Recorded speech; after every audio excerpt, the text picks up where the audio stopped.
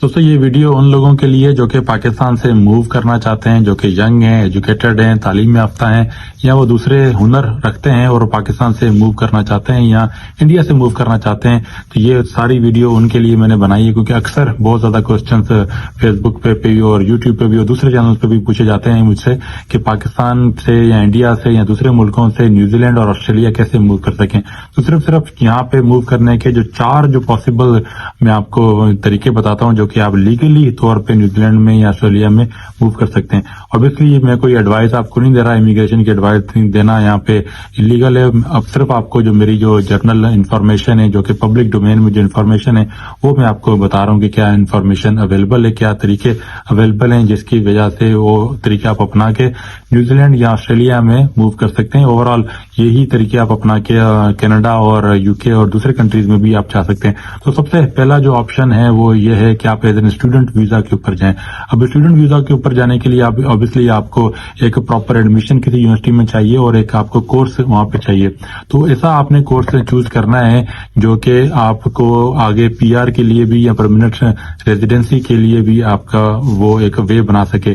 तो कई ऐसे कंट्रीज हैं, न्यूजीलैंड में भी मल्टीपल और ऑस्ट्रेलिया में भी मल्टीपल ऐसे कोर्सेज मौजूद हैं जो कि मास्टर्स डिग्री के हैं या वो पीएचडी डिग्री के हैं, और इवन आपके अंडर ग्रेड डिग्री और डिप्लोमा के भी जो ऐसे कोर्सेज हैं जो कि आपको रेजिडेंसी का या परमानेंट रेजिडेंसी का पाथवे देते हैं। इवन जो न्यूजीलैंड में जो डिप्लोमा के चंद ऐसे कोर्सेज मौजूद हैं जो कि आपको रेजिडेंसी का पाथवे देते हैं। जैसे एक कोर्स जिसके में अच्छी तरह से मुझे मालूम है वो क्वांटिटी सर्वेइंग का एक कोर्स है, डिप्लोमा का कोर्स है। आप वहां से पाकिस्तान से इंडिया से आपका कॉलेज जो लेवल है वो आपको कंप्लीट करके आएंगे और आपको सिर्फ आइल्स की आपको एक रिक्वायरमेंट है वो आपने देनी है। 6.5 आपका आइल्स चाहिए। तो आप डिप्लोमा कोर्स में एंट्री लेते हैं, 2 साल का डिप्लोमा कोर्स है। उसके बाद अगर आपको क्वांटिटी सर्वेइंग की जो जॉब अगर मिल जाती है तो ये लीडिंग टू आपकी जो परमानेंट रेजिडेंसी है उसके साथ ये लीड करेगी। तो ये बड़ा अच्छा एक ऑप्शन है कि आप स्टूडेंट वीजा पे आए। मोस्टली मैंने देखा है कि स्टूडेंट वीजा पे जो लोग आते हैं वो मास्टर्स डिग्री के लिए आते हैं। इंडियंस हमारे बड़े अच्छे यहाँ पे काफी दोस्त हैं जो कि मास्टर डिग्री के लिए आए थे, और इंडिया में तो बड़ा अच्छा एक ऑप्शन मौजूद है कि वो बैंक लोन आपको मिल जाता है फॉरेन स्टडीज के लिए। तो मास्टर्स डिग्री के लिए हमने देखे बहुत ज्यादा स्टूडेंट्स आते हैं और पीएचडी डिग्री के लिए बहुत ज्यादा स्टूडेंट्स आते हैं। तो एक स्टूडेंट वीजा का एक ऑप्शन मौजूद है जो कि आप ऑब्टेन करके अपने पाकिस्तान अपने मुल्क में रहते हुए आप अप्लाई करते हैं। एक जो इसकी बेसिक रिक्वायरमेंट है वो आइल्स की रिक्वायरमेंट है। मोस्टली 6.5 से लेकर 7 का जो बैंड चाहिए होता है, और अगर आइल्स आपके नहीं है तो आप पीटीई का भी दे सकते हैं। मोस्टली इसमें जो है वो 58 के आपको नंबर चाहिए होते हैं, पीटीए के जो स्कोर है वो चाहिए होता है। और आपका जो बैंक स्टेटमेंट है जो अब आपने जो स्टडी करनी है उसको सपोर्ट करने के लिए आपके पास कितने पैसे आपके पास मौजूद हैं वो भी बड़ा मायने रखता है। और मोस्टली ऑस्ट्रेलिया न्यूजीलैंड दोनों में वीकली 20 आवर्स आप काम कर सकते हैं, और जो छुट्टियां होती हैं जो दिसंबर में ऑलमोस्ट 1 मंथ की छुट्टियां होती हैं, बीच में जो ब्रेक होती है उसमें आप फुल टाइम वर्क जो कि 40 आवर्स का वर्क होता है वो भी आप कर सकते हैं। डिटेल में इसकी आपको दूसरी वीडियो में आपको बता दूंगा। जो सेकंड जो ऑप्शन है वो क्या वो है वर्क वीजा। तो वर्क वीजा भी आप अपने मुल्क में रहते हुए अप्लाई करते हैं। इसके लिए ऑब्वियसली एक स्किल्ड आपको काम आना चाहिए, बड़ा एक प्रोमिनेंट किस्म की आपकी स्किल्स होनी चाहिए, प्रॉपर उसकी क्वालिफिकेशन होनी चाहिए। जैसे डॉक्टर्स हैं, इंजीनियर्स, स्पेसिफिक फील्ड के जो इंजीनियर्स हैं, आपके जो दूसरी जो मेडिकल की जो फील्ड हैं उसके जो लोग हैं उनके लिए आपका जो वर्क वीजा वो होता है। मोस्टली हमने देखा है जो कंपनीज यहाँ पे जो मौजूद कंपनीज होती हैं उनको यहाँ पे न्यूजीलैंड में ऑस्ट्रेलिया में जो स्किल्ड जो लोग होते हैं, जो एक्सपीरियंस किस्म के जो लोग होते हैं वो उनको नहीं मिलते हैं। आईटी के शोबे में, कंस्ट्रक्शन के शोबे में, सिविल वर्क में शोबे में और मेडिकल के शोबे में या दूसरे किस्म के जो शोबे में उनको अपने इस मुल्क में न्यूजीलैंड में, ऑस्ट्रेलिया में, यूके और अमेरिका वगैरह में, कनाडा में लोग नहीं मिलते।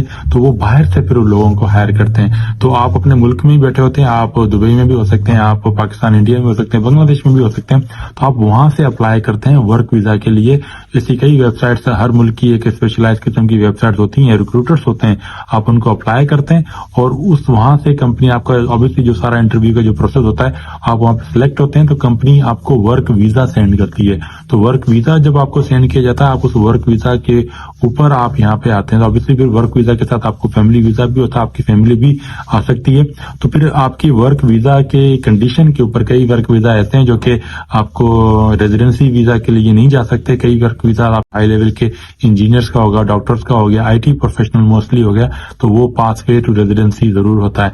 कई हमारे दोस्त ऐसे हैं जो कि वर्क वीजा पे डायरेक्ट यहाँ पर आए, उन्होंने रेजिडेंसी अप्लाई की, उनका रेजिडेंसी का हो गया। तो एक ये बड़ा अच्छा एक ऑप्शन है कि आप अपने मुल्क में बैठे हुए ड्यूरिंग अपनी जॉब ऑलरेडी आप कर रहे हैं, आप अप्लाई करते हैं और कोई भी यूनिवर्सिटी होती है या कोई भी फर्म है, कोई भी बिजनेस है, वो आपको हायर करता है, आपको वर्क वीजा सेंड करता है, आप यहाँ पे आते हैं, यहाँ पे काम करते हैं, फिर थोड़े से अपने एविडेंस इकट्ठे करते हैं, फिर PR अप्लाई करते हैं। मगर इसमें एक बहुत बड़ा एक प्रॉब्लम ये है कि इसमें बहुत ज्यादा स्कैम्स, बहुत ज्यादा इसमें फ्रॉड और बहुत ज्यादा ऐसी चीजें भी नोट करने में आ रही हैं। एक सेपरेट आपको मैं वीडियो बनाऊंगा कि कौन कौन से जो फ्रॉड हैं, लोग यहाँ पे फंसे हैं। कई ऐसे इंडिया से जो लोग थे, नेपाल रिसेंटली कई ऐसे लोग जो इंडिया से, नेपाल से, बांग्लादेश से और फिलीपीन से, दूसरे कंट्री से न्यूजीलैंड में वर्क वीजा के स्कैम के शिकार हुए। एक बहुत बड़ा यहाँ पे जो ऐसा नेटवर्क ऑब्वियसली न्यूजीलैंड में और दूसरे मुल्कों में हमने देखा है, न्यूज में आता रहता है। तो वर्क वीजा लीगल एक वे तो जरूर है, मगर इसमें कई तरह के स्कैम भी मौजूद होते हैं जहाँ पे फ्रॉड लोगों के साथ होता है। तो ये आपने जरूर देखना है, अपनी मालूमात अपनी खुद जांच करनी, इन्वेस्टिगेट करना है। ये आपके ऊपर है। ऐसे आपको वर्क वीजा मिलेंगे, लोग आपको ऑफर करेंगे कि आपको वर्क वीजा दिलाएंगे, मे बी वो स्कैम हो सकता है।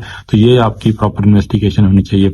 जो थर्ड जो आपका जो ऑप्शन है वो है PR का, परमानेंट रेजिडेंसी का। ये भी आप अपने मुल्क में रहते हुए अप्लाई कर सकते हैं। इसमें कई मुल्कों का अपना एक स्कोरिंग सिस्टम होता है, आपके एज के आपके पॉइंट होते हैं, आपकी क्वालिफिकेशन के पॉइंट होते हैं, आपका जो वर्क एक्सपीरियंस उसके पॉइंट होते हैं, फिर आपका जो स्पाउस होता है, जो आपका जो पार्टनर होता है, वाइफ या हस्बैंड होता है, उसकी एजुकेशन, उसके एक्सपीरियंस के भी पॉइंट होते हैं। तो कई तरह की एक बार होती है। फिर आपकी जो इंग्लिश स्पीकिंग है, आपका आइल्स का स्कोर है, आपका PT का स्कोर है, उसके भी पॉइंट्स होते हैं। तो सारे पॉइंट मिलाकर एक बैरियर जो उनका बनता है, जो सीलिंग जो उन्होंने बनाई होती है मिनिमम पॉइंट, तो उसके बाद फिर आपकी एप्लीकेशन पूल में जाती है।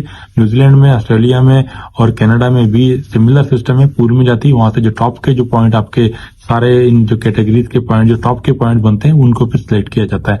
तो ये एक PR का सिस्टम है। और ऑब्वियसली PR का जो सिस्टम होता है, इसमें थोड़ा सा टाइम ज्यादा लगता है, सम टाइम इसमें 1 साल भी लग सकता है। आपकी एप्लीकेशन, आपके पॉइंट्स इकट्ठे करने, सारे आपकी क्वालिफिकेशन के, एक्सपीरियंस के सारे डॉक्यूमेंट्स, एविडेंस इकट्ठे करने, बड़ा एक मुश्किल किस्म का काम है। लोग इसमें कंसल्टेंट भी हायर करते हैं, और मैंने देखा मोस्टली लोग ये खुद ही भी कर सकते हैं। अगर आप एजुकेटेड हैं, एक अच्छी रिस्पेक्टेबल जॉब कर रहे हैं, आपके पास क्वालिफिकेशन है, तो इतना कोई बड़ा मुश्किल काम नहीं है। कंसल्टेंट को भी हम हायर करते हैं तो भी ये सारे डॉक्यूमेंट्स आप ही ने अरेंज करके उसको देने, उन्होंने सिर्फ उसको सेटिंग करके एक फॉर्म भर के अप्लाई करना होता है। तो लोगों में देखा है कि खुद ही उन्होंने अप्लाई करके ये सारा PR का सिस्टम उन्होंने खुद भी अप्लाई किया।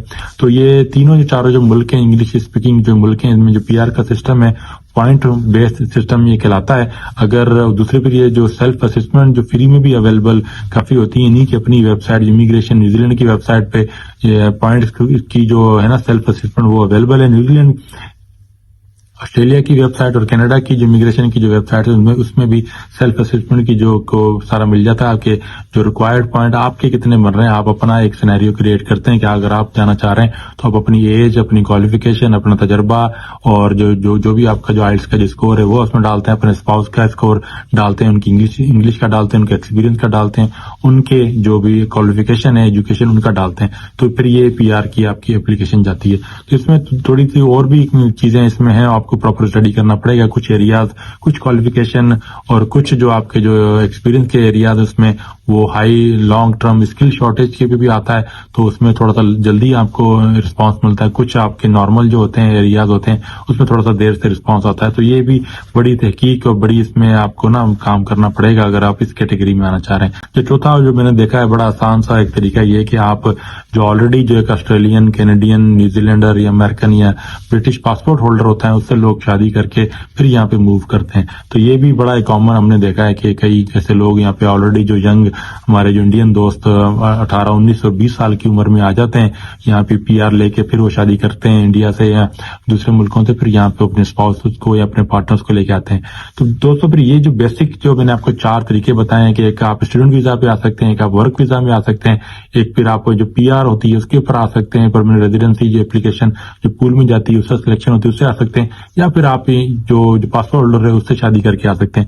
تو آئی ڈونٹ تھنک سو کہ اس کے علاوہ کوئی اور لیگل جو وے ہوتا ہے نیوزی لینڈ میں, آسٹریلیا میں, یو کے, کینیڈا, امریکہ میں موو کرنے کا. اگر کوئی بھی دوسرا اس کے اندر پھر فردر کیٹیگریز ہوتی ہیں, ورک ویزا میں فردر کیٹیگریز ہیں, پی آر میں پھر فردر کیٹیگریز ہیں, اس پہ ہم ابھی بات نہیں کر رہے. تو بیسک یہ 4 ویز ہی ہیں. اگر کوئی بندہ آپ کو کوئی اور طریقہ آپ کو بتاتا ہے تو وہ obviously وہ انلیگل ہوگا.